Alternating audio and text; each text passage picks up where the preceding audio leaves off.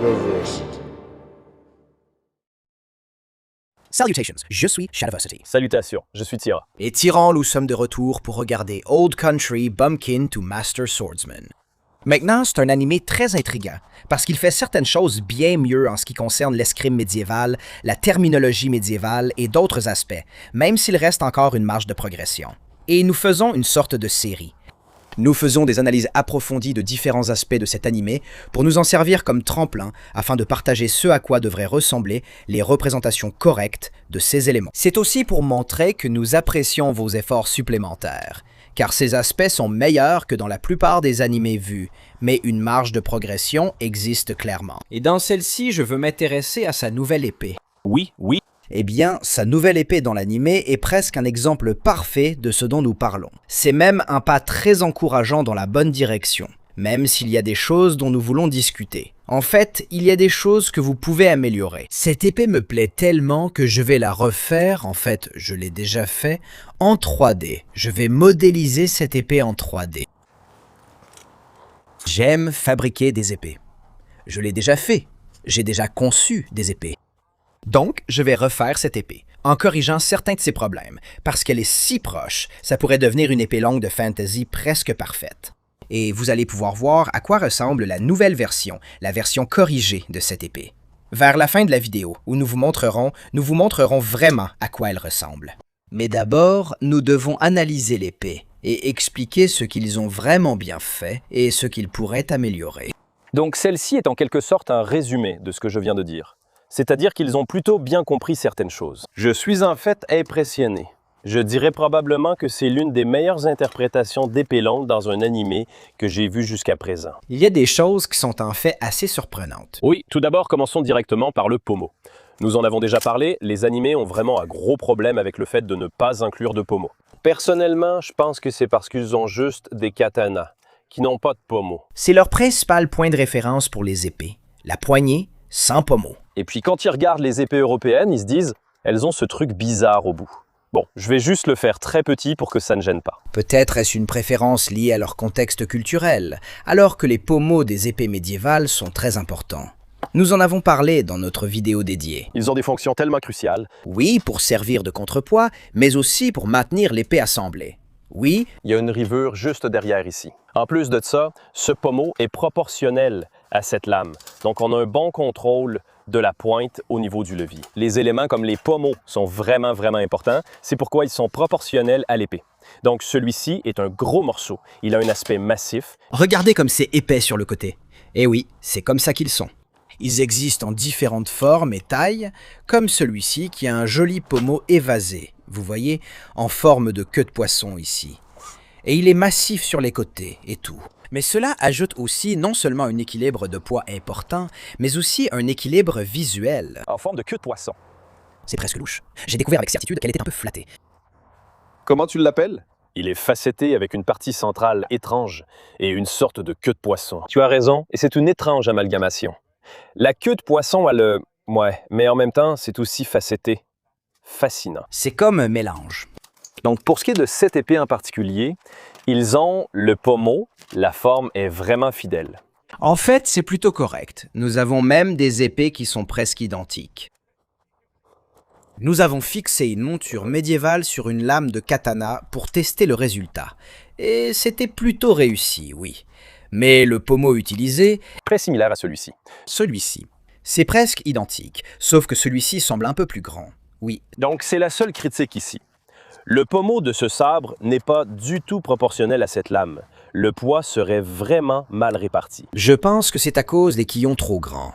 Peut-être qu'avec la bonne taille, ce serait plus équilibré. Une lame d'animé typique, très épaisse, donc ils ont fait un bon effort en faisant au moins un pommeau assez grand pour être considéré comme un vrai pommeau. Oui. Mais il reste encore un peu petit pour ce type de lame. Tu peux avoir un gros pommeau. Je pense qu'en termes de profil, ça correspond un peu mieux. Des profils. Mais celui-ci est vraiment rond de tous les côtés, et donc ça ajoute vraiment pas mal de poids. Mais ce qui est aussi intéressant avec cette épée en particulier, c'est que ça montre presque exactement comment la garde croisée de cette épée aurait dû être conçue. Oui, pour la garde de celle-ci, niveau design, c'est plutôt fidèle en termes de design, ça a l'air correct, c'est juste trop massif. Oui, c'est trop grand. Ce qui, à mon avis, marque beaucoup de points, c'est le fait qu'il y ait une arête centrale. C'est une caractéristique de beaucoup de gardes croisées médiévales. La raison, c'est qu'elles doivent s'élargir et devenir plus épaisses au centre pour s'adapter à la largeur de la poignée, qui est généralement plus épaisse que la lame. Mais ce que vous verrez aussi, c'est que sur les gardes croisées médiévales, elles s'affinent rapidement au niveau des quillons. Les pointes latérales s'appellent des quillons. Ils s'affinent et deviennent fins pour réduire le poids, et vous verrez aussi, de profil, à quel point c'est fin. Oui. Là, juste ici, c'est ça le défaut. On y est presque, c'est presque parfait. Eh bien, Le design est bon, je dirais que le design est bon, je dirais juste que c'est beaucoup trop épais. beaucoup trop épais. Ouais. L'une des faiblesses de l'animation, c'est que dessiner des choses très fines est plus difficile. Mais j'en ai déjà vu. Ils font les petits pompons. Que veux-tu dire? Je pense qu'ils peuvent le faire, vu le niveau de détail et les lignes fines de l'animé. Comme les Gundam et tout ça, c'est comme... Si tu peux faire ces Gundam avec autant de détails, tu peux dessiner des épées médiévales, non? Je crois en toi, Japon. Ouais. Tu peux le faire. Et donc, encore une fois, c'est un encouragement pour toi. C'est une bonne amélioration. Mais il y a aussi des domaines où tu peux faire mieux. On va vous laisser décider ici. Cette garde en croix est en fait comme Presque identique. presque identique en termes de design. Vous pouvez voir à quel point c'est épais à l'écran par rapport à l'autre. Vous voyez donc la différence. Ça n'a pas besoin d'être aussi épais.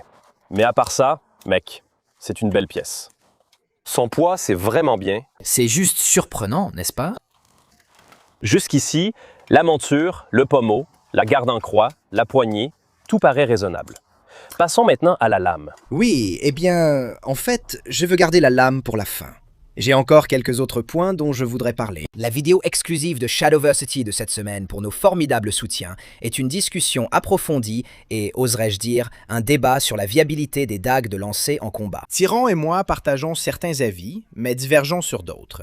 Vous pouvez accéder à cette vidéo et à de nombreuses autres vidéos exclusives complètes. Inscrivez-vous et soutenez-nous via Subscribestar, Patreon ou en devenant membre de la chaîne sur YouTube.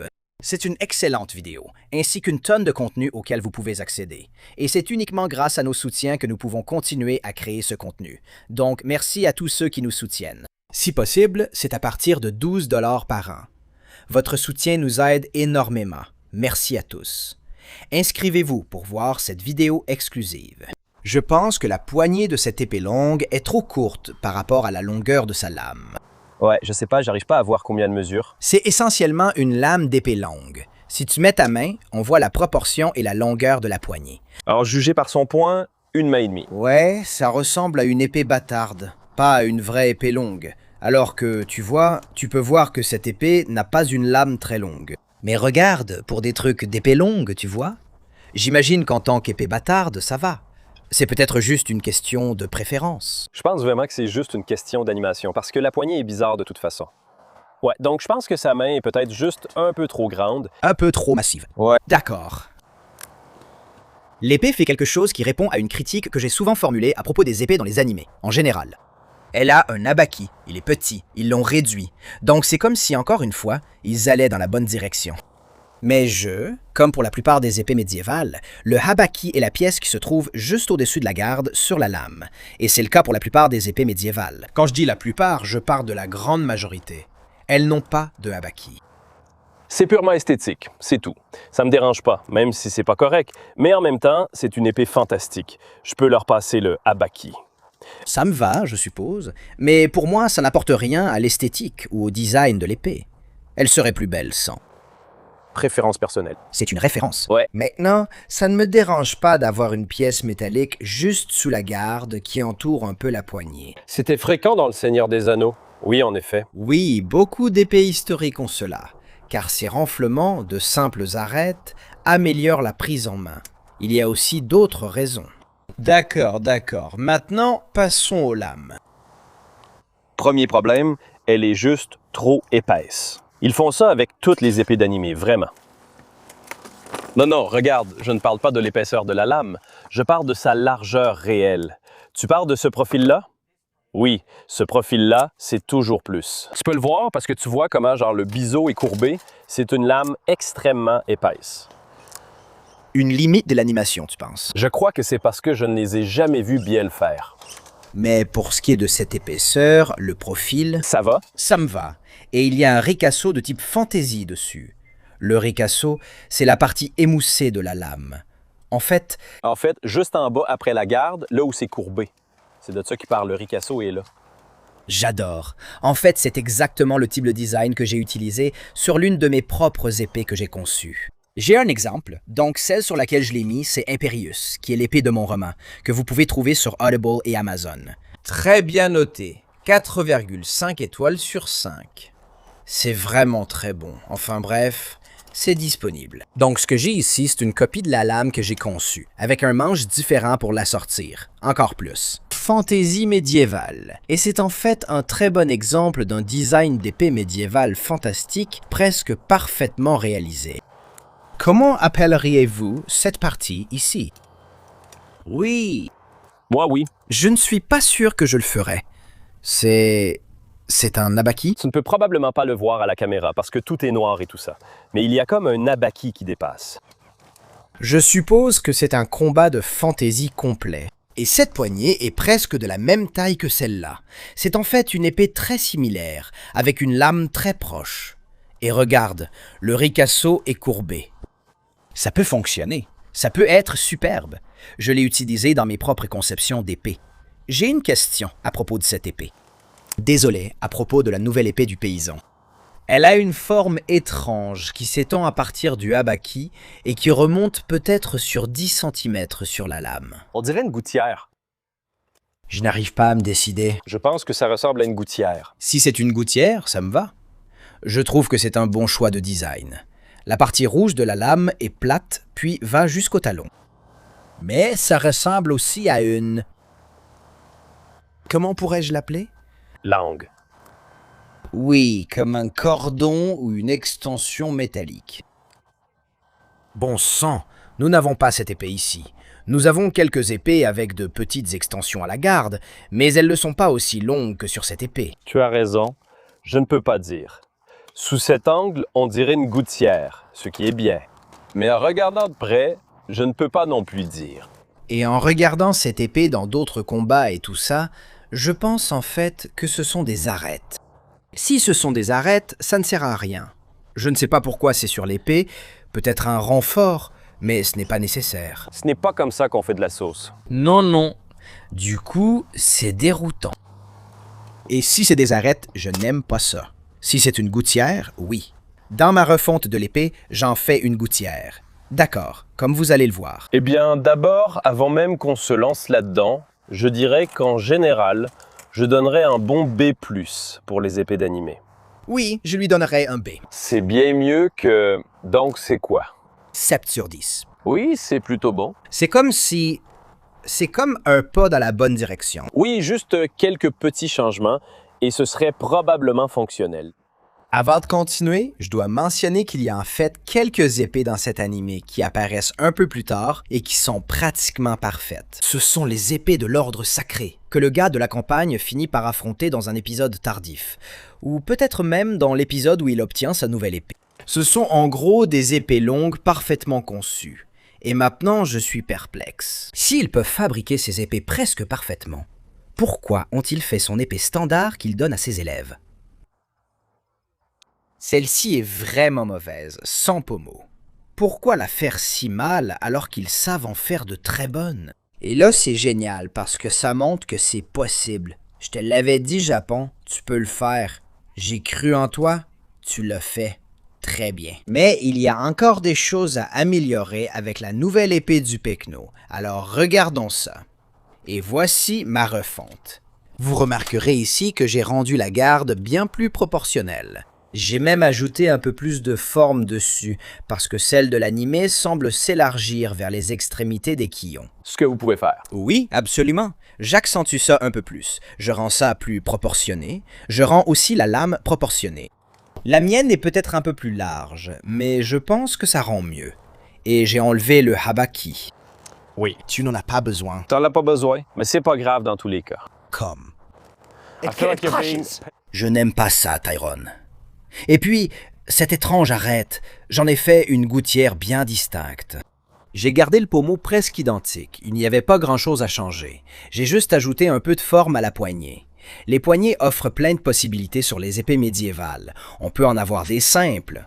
Tu vois, c'est ça le truc, non? Une poignée bien faite est, à mon avis, l'une des parties les plus importantes d'une épée. C'est ton point de contact avec l'épée. Et une poignée ovale comme celle-ci convient parfaitement pour les mains nues. Oui, Au moment où vous mettez des gantelets ou des gants, il devient plus difficile de les tenir. En lui donnant une forme, comme vous le savez, moi, j'adore les poignées octogonales. C'est ce qu'elles sont. J'en ai besoin. je dois l'obtenir. Je dois obtenir le verrou avec. Regardez cette poignée, d'accord? Regardez la forme et les reliefs, les arêtes ici, et comment ça descend jusqu'à cette pointe fine et effilée au pommeau. Et c'est aussi octogonal. Si vous pouvez voir, il y a une arête subtile au milieu. Et voici cette poignée. C'est un design de poignée haut de gamme. Une œuvre d'art. Alignement du tranchant parfait, avec ou sans gants. Vous sentez toujours exactement comment la lame est orientée. Un détail vraiment important, souvent oublié. On en parle souvent, mais on n'explique jamais vraiment pourquoi c'est si important. Oui, C'est ton lien avec la lame. Les poignées rondes sont moins efficaces. Oui, les poignées adaptées fonctionnent, mais on peut faire mieux. oui. En faisant ainsi, tu peux la rendre un peu plus fine ici, ce qui aide à sentir l'orientation de la lame et à garder le bon alignement du tranchant à l'usage. Oui. Et c'est juste que, quand tu as une bonne poignée, c'est la perfection.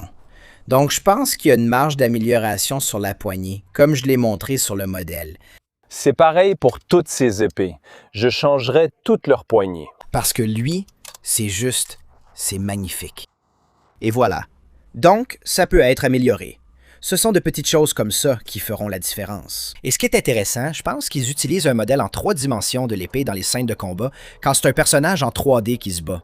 Et donc, si c'est le cas, eh bien, vous pouvez tout à fait les réussir. Maintenant, Il y a un argument, et je ne suis pas d'accord avec, où ils disent que les épées aux proportions réalistes doivent être dessinées plus épaisses pour qu'on puisse les voir plus facilement dans l'animation quand la caméra est dézoomée. Et si c'est le cas, pourquoi peut-on toujours voir les épées dans les films en prise de vue réelle qui sont authentiques? je ne sais pas pour celle-là. Pourquoi? Les épées dans les films en prise de vue réelle sont souvent nulles pour la même raison. Je parle des films qui en ont de bonnes. Pas toutes. Celles du Seigneur des Anneaux, par exemple, sont fantastiques. Et je n'ai aucun problème à voir l'épée sur la garde. Celle de Game of Thrones, Plutôt bonne. Celle de House of the Dragon, plutôt bonne aussi. Mais si on pense à beaucoup de celles que les gens aiment, Excalibur et tout ça. Et tu sais, je sais qu'il y en a des mauvaises. je sais que certains films ont de mauvais designs d'épée, mais ce n'est pas le cas des bonnes. Certains disent que c'est parce qu'en prise de vue réelle, on voit mieux, mais ce n'est pas ça. Dans l'animation, le contraste des couleurs et le fait d'utiliser des palettes de couleurs en cel shading, ça ferait quand même ressortir et contraster l'épée. Elle resterait visible, même si elle est fine et bien proportionnée. La raison pour laquelle je n'adhère pas à cet argument, c'est tout simplement parce qu'ils le font avec les katanas. Ouais. Les katanas paraissent fins et raisonnables. On peut donc le faire avec une épée longue. Tu peux. Tu ne peux pas. Nous croyons en toi, Japon. Tu peux le faire. Et merci d'avoir fait des efforts supplémentaires dans Old Country Bumpkin to Master Swordsman. J'apprécie vraiment ça, ces petites pépites. Si vous avez des idées d'amélioration, que pensez-vous de ma refonte? Est-ce que cela reflète le design de l'épée d'Old Country Bumpkin? Dites-le moi en commentaire. Si vous aimez ces vidéos, il y en a encore 2. J'aime bien, c'est drôle. J'aimerais aussi aborder 2 autres sujets sur Old Country Bumpkin to Master Swordsman. L'un mérite beaucoup d'éloges. C'est la scène de combat entre le campagnard et Spur. Et l'autre, je pense qu'il n'y a rien à en louer.